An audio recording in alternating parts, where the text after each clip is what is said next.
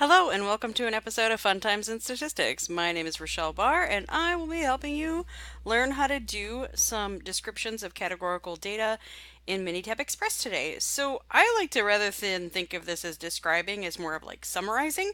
We're trying to take a big piece of information and boil it down to some tidbits of useful information that are smaller and easier to digest, as they say. So I have Minitab Express open right now. If you are using a Mac, you will also have Minitab Express. I'm using the PC version. Sorry.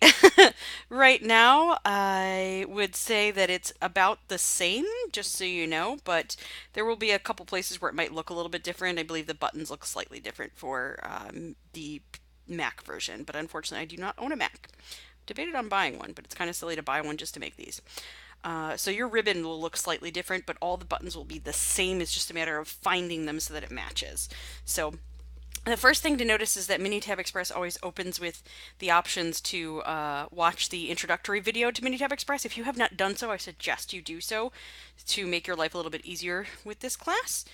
But for now, let's get into describing some categorical data. So I have the navigation pane open. I'm going to actually get rid of that because I would like to have some more space over here, and I'm going to slide Minitab Express over to make it a little bit easier to use. So I'm going to get rid of the navigation pane, and I'll open it back up near the end to show you why you might want to use the navigation pane. So now I just have the session window up above and then the worksheet data, which shows up down below. You'll notice that in here I have the smoking data that is right below the Word document that we're going to be using today. So on the left I have my Minitab, and on the right I have my Word document that I'm going to be working in, and that will be following along in so that you can follow along at home. This is a rather small data set. It's only got 40 ladies in it, so these are all women, hence the female number. It was, it's not a huge data set, but it's enough to show us how to do what we want to do in describing categorical data. So let's get into it. So I always will give you a description of the data before we start, so I suggest you read through this. I'm not going to read it out loud to you because that just sounds wicked weird. But we're going to go ahead and make ourselves a frequency table. So to do that, in Minitab Express, oops, I accidentally hit the data button, we go to the statistics button. So in statistics, you'll see this option called tables. That's where we'll find how to make all of our tables in Minitab Express. So we'll click on that button. So it's going to ask you if you want to do a cost tabulation chi-square. We're going to go ahead and click on that button. Is there an option to do only one? Oh my god. Alright, I'm going to have to pause this. I don't know. Okay, so now that I've hit the right button, sorry about that, I accidentally hit the data button for a second, we actually want to choose the describe menu, which has a lot of stuff in it we might use. Actually, the stats tab is going to be one you use a lot. So, I guess it's like your favorite one. I don't know. We're going to hit describe, and we're actually going to choose tally. Since we're working with just one categorical variable, that's all we want for right now. So the next thing I need to do is I need to tell it which variable I want, and since in number 1 we're looking at just the level education, which is column 2, that's the one we're going to need. I'm hoping you notice these little pictures that show up next to your different variables. These are Minitab's way of trying to describe to you, hey, this looks like it might be a continuous, which we don't know what that word means yet, so ignore me, quantitative variable is, with the little blue kind of hump. And then you notice how it makes the little boxes for the ones that it thinks are categorical, which is kind of fun. Go ahead and put that in there. And since I'm just doing a frequency table first, I am just going to leave it at that because I want counts. Remember, frequency tables are about counts because it's frequency, which means like how frequent, how many for each of these. And that's all I need for right now. So let's go ahead and hit OK. And this will appear in your session window. I'm going to make this just a little smaller.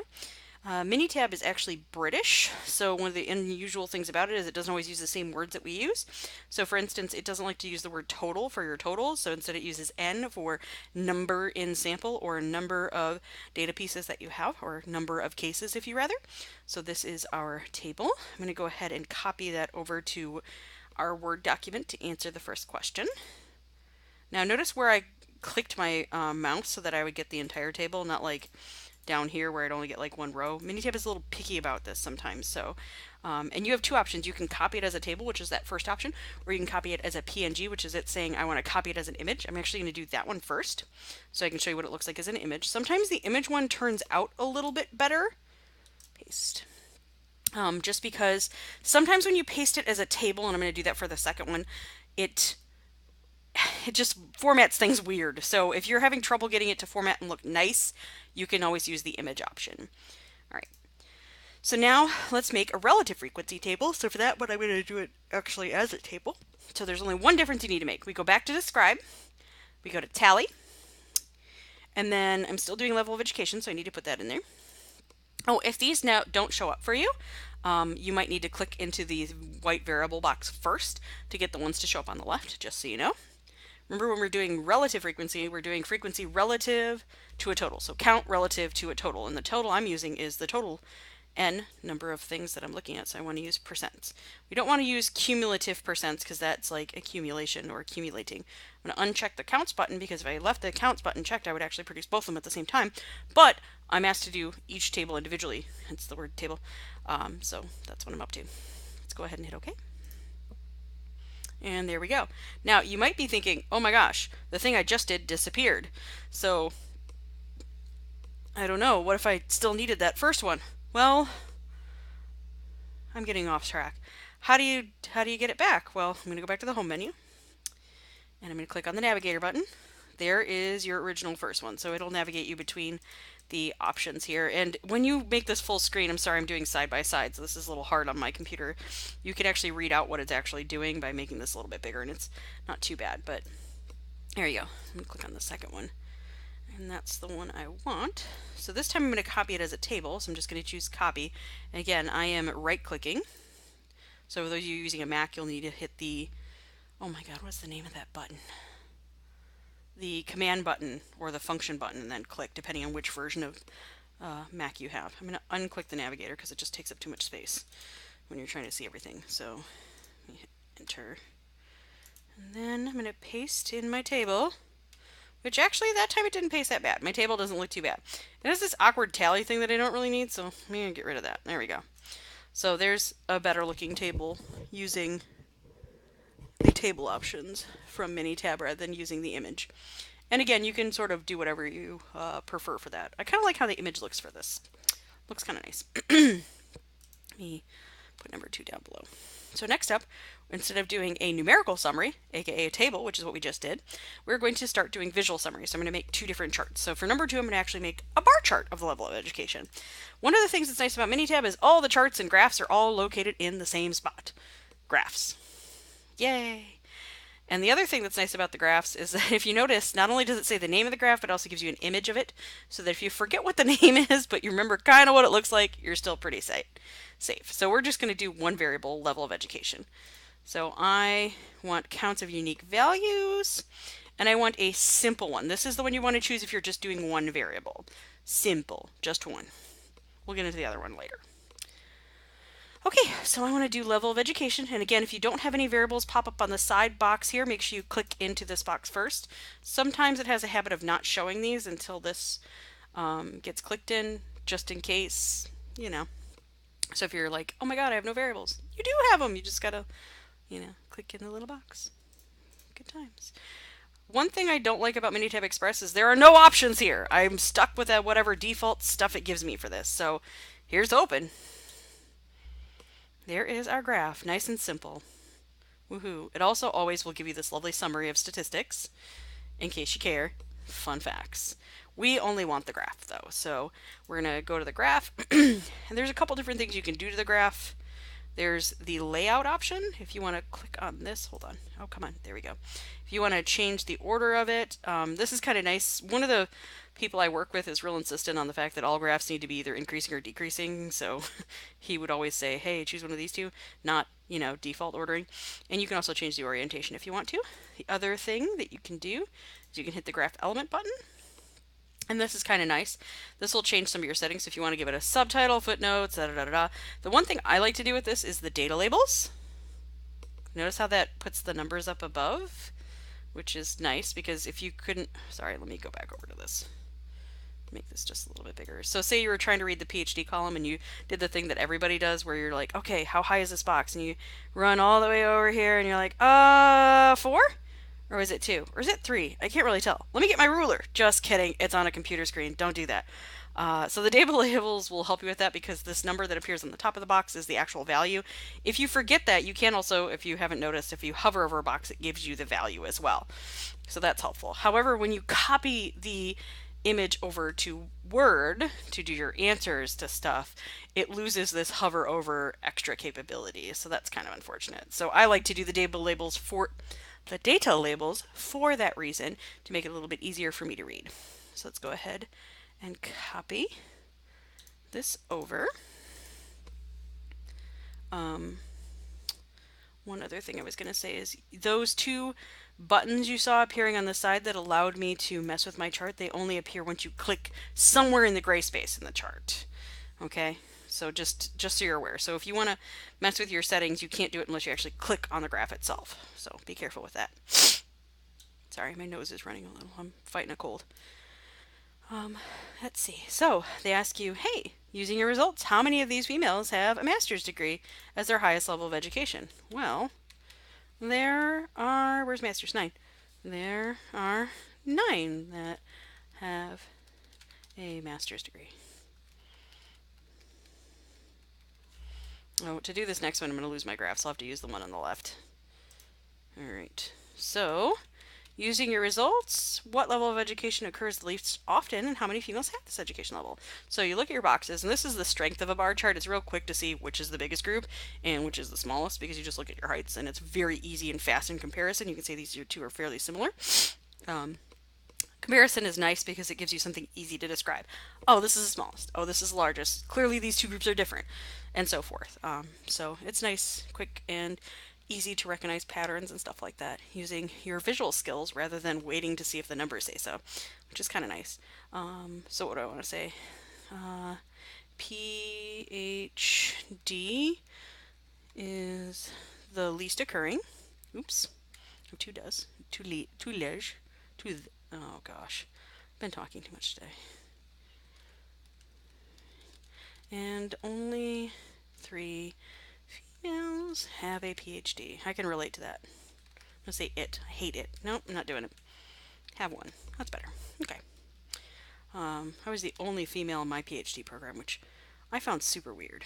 I'm going to hit enter a few more times so that my pie chart appears, or sorry, number 3, which is the pie chart, appears on the next page. So here we go.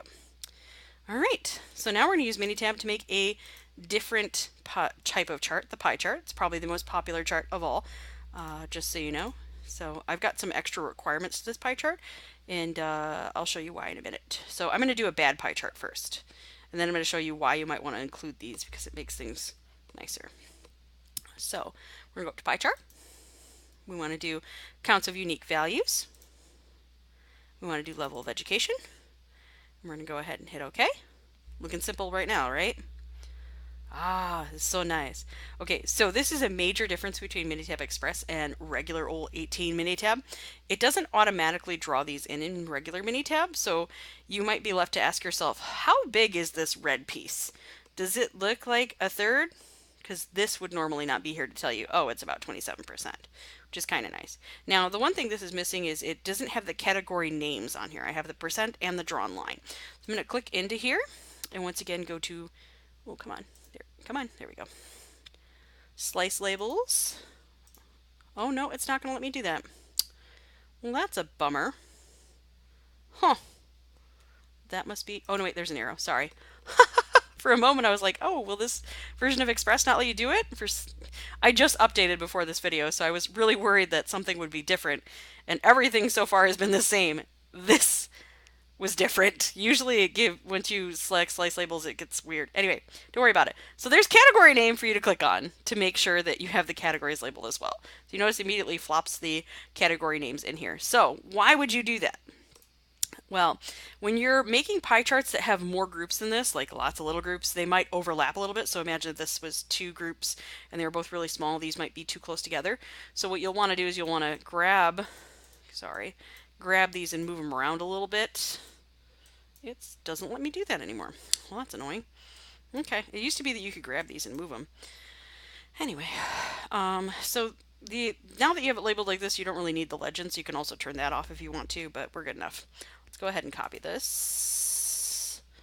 That was probably annoying on the microphone. I might cut that out. Actually, it's probably so short I'm not going to be able to. So there's our lovely picture. It's nice and clean. I love how clean and simple the graphs are on Minitab. It's lovely. I'm so weird about things. Yeah. So using what we got, hey, how many of these females have no college education? AKA their highest level of education is high school. So let me make this bold. I've been using blue today, which is fun. And we bit bigger. And we look at high school, we see 27.5. So the answer to that question is 27.5%. Woohoo! Alrighty. Let's move on to looking at two categorical variables at the same time. So this is all the summaries that we can use Minitab for just one categorical variable. So we've got our tallies, aka our tables for frequency and relative frequency. We have our two types of charts and looking at how to find values on them. Now we're going to look at creating two categorical variables against each other. So this is a little bit different from what we've seen before. It's also located in a different menu than before. So the first thing we're going to make is what's called a two-way table or contingency table. And the other name for it is a cross tabulation. So we're going to click on the statistics button and we're going to go over to tables, and then you'll see the option to create a cross tabulation in chi-square. We're actually only using the first part of this menu, the cross tabulation. We won't care about the chi-square. So let's click on that guy. And it's going to ask you, who do you want to use for your rows? Well, I want to use smoking status as my rows. Sorry, I forgot which one was going to go there. So that's my rows. And then level education as my columns. Now, above this, there's a drop-down menu that says, hey, do you have raw data? We totally do. And it might be that you already have a two-way table, in which case this is the selection that you would choose. We have raw data that's separate already, and so that's what we want. The last thing I'm going to do is I'm going to click the display tab to check my options for this to see what it's going to show me. And right now it's set to not do anything extra other than that counts, which is what I want. So if you wanted percentages, either row, column, or overall total, you would check one of these boxes. Don't check any of these ones down below, we don't use them, but one of these first three is an okay option. So if you wanted your overall percentages as well, go ahead and click that box. You actually can click all three and it'll produce all three along with the totals, and that becomes a really, really big, gross, hard to read table, so let's not do that. All right, go ahead and hit OK. And there's a fairly nice looking table. My only beef with this table is I don't like how it doesn't include lines that vertically separate your groups, but it does its spacing pretty nicely, so that's not as horrible. And I like that it labels your rows and columns. I am going to copy this and paste it as a table. I also hate that it does this. There's no need for this to be here. This little extra like, hey, did you know that these are counts? Clearly they're counts. There's no percent symbol. Oh, I'm so annoyed by this, and yet I can't get rid of it. Okay, give up, give up, give up. You're doing a video. Okay, talk to self. Super weird. Got it. All right. Let's use this table to answer some questions. And note that we are rounding to the nearest tenth, which I put in bold to hopefully remind you of that. Hey, if I'm just looking at the females who smoke, what percent have a bachelor's degree? So I'm only looking at the smokers, which would be the individuals that said yes. So out of these 9 people, how many have a bachelor's degree? Well, 2 of them. So 2 out of 9, which is bunch of 2s. Dividing by 9s is unusual in that it does this. It just produces whatever is in the numerator as your decimal point repeating. So if I were to round that and write it as a percent, that would be 22.2%. Okay, next up. Of the females who don't smoke, what percent have a master's degree? So non-smokers, that'll be my nest. Oh my gosh, my no group, not my nest group. What on earth am I talking about? Which there are 31 of. And how many of them have a master's? 8. So 8 out of 31, which as a decimal should be like slightly bigger than 25 because it's bigger than a quarter. 0.8. Sorry, I had to actually pull out a calculator to do that last one because I don't know what that was. Which probably, yeah, I'm going to put all 4 because I need to have this last one to tell how I'm going to round that 8, right? And so this is going to be 25.8%. Lovely. All right. And then, oh my, did not mean to do that. Okay. Whoops. Let's just go down a line because clearly that doesn't like me. What percent of high school level education, of all the females, so considering everybody, so all 40, What percent have high school education level and smoke? So high school education level is everybody in this column. And then those that do smoke will be yeses. So that's this row. So only 6 of those out of everyone. So out of 40. So this is going to be 6 out of 40. And that one did not format nicely for me. Darn it. That's 0.15. So let me make this pretty. So blue and big and bold. And wow, this is formatting badly. Let's just pretend that it looks like the other one. So 15%. Woo! All right. Sorry about that. I'm way too pepped up today. Less caffeine, less caffeine. Okay. Out of all the females, what percent smoke? So let's see. Smokers are our yes group, and there are 9 of them out of our total of 40. So this is going to be 9 out of 40. Unfortunately, that doesn't have any fun tricks like the you're dividing by 9. Dividing into 9 doesn't look all that great. Let me do this in my head real quick. 0.225. Oh, that one came out nice. So 22.5%. Yes, I'm hoping you notice that I don't write that these are equal because you know in your heart of hearts hopefully that 15 is not the same as 0.15. So I'll never write that these are equal. If you do, this is smaller than one, that's bigger than one. You definitely shouldn't say they're the same. They're just different ways of writing the same thing. Anyway, hopefully that doesn't bother you. Okay, let's make a weird chart. Now, I will warn you that these are probably the strangest chart that you are going to see when it comes to creating charts using Minitab. We are going to create a relative frequency bar chart of the level education separated by smoking status. This is also known as a clustered or segmented bar chart, and it's a little bit weird. So one of the things we're going to do that's going to seem a little strange is we want to do our percent of smokers by their education level. So given that they're in this education level, what would their percent be? So we're going to be doing our percent by education level. And I know that because it says so in here. And also if you look at the questions, A is like, hey, what percent smoke? Given that we already know their education level. So we're going to use that to do our totals and our percentages. So let's make this graph. So rather unsurprisingly, we're going to go back to graph and we're going to go to bar chart. And we're still doing counts of unique values, but we're doing a cluster in this case. Cool. And now we need to be careful how we throw these in here. So we always want to place the one that we are going to be using to make our individual groups first, and then the one we're going to be using to separate our bars into 2 pieces by second. So this sounds confusing when I'm describing it because you haven't seen what it looks like yet. So imagine taking all the levels of education and splitting them into 2s based on if they were a yes or a no in smoking status, and that's what this is going to look like. So go ahead and hit OK. And the default to this is also not helpful. So, there's that. All right. So is that big enough for everybody to see? Oh, I'm not going to be able to fit this on here. All right, so that's exactly what it did. Hey, there's bachelor's, high school, master's, PhD. And what this is doing is it's splitting my educations into 2 groups, the yes and no and smoking. So that's why we put smoking status second, so it would split it into yes and no for smoking, so that I can answer these questions. Hey, I already know they're in high school, so these are all my high school people, and do they smoke or not? And that's this group of 5 and 6. All right, the only thing that's kind of annoying is we wanted this to do it as a percent, and this did it as a count, and that's the default for this. So we need to click on it and make it not do that. Make this a little bit bigger so this is easier to see. Oh boy, that did not work at all as planned. See my pretty background? It's got stars. Sorry, I need to control myself a little. Let's click on this. Now, we want to look at our graph elements and make this do percents. So I'm going to mess with my scale type. Come on. And make it do percent. So see how I'm taking this and its default is do count. I want to do percents and it's going to change the whole graph. What? It did not change the whole graph. What the heck? Oh, it's doing percent across all data. Darn it. Hold on. I'm going to tell it how to do this. Scale type. It's not going to let me. Oh, that's super annoying. Oh. Can I make it do this? Nope. Okay. Well.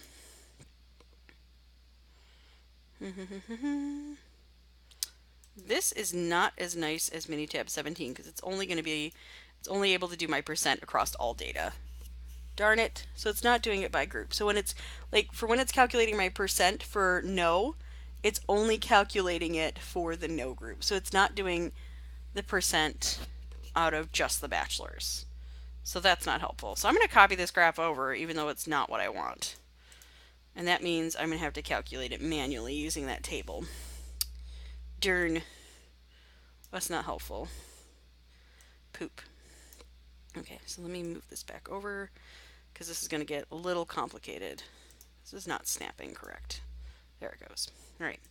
So, darn. I'm going to have to calculate these independently. My graph actually doesn't help me do this. I'm annoyed. Very annoyed. All right. So let's go back to home and then the navigator because I need that table now to be able to do this. So there's the table. So I want to look at females that smoke given that they're in high school. So considering only the high school people. So only the high school people. So that's all of them are 11. And I want to look at the ones who smoke. So that's 6 out of 11. Are we clear on where I'm getting those numbers from? So considering only high school people, because given they're in high school, so I already know they have high school level education. Not that they're in high school. That was crazy. What's the likelihood that they are smokers, which is the yeses. So those 6. So 6 out of 11. That's going to be a repeating decimal because that's a prime. 0.545454, and it repeats.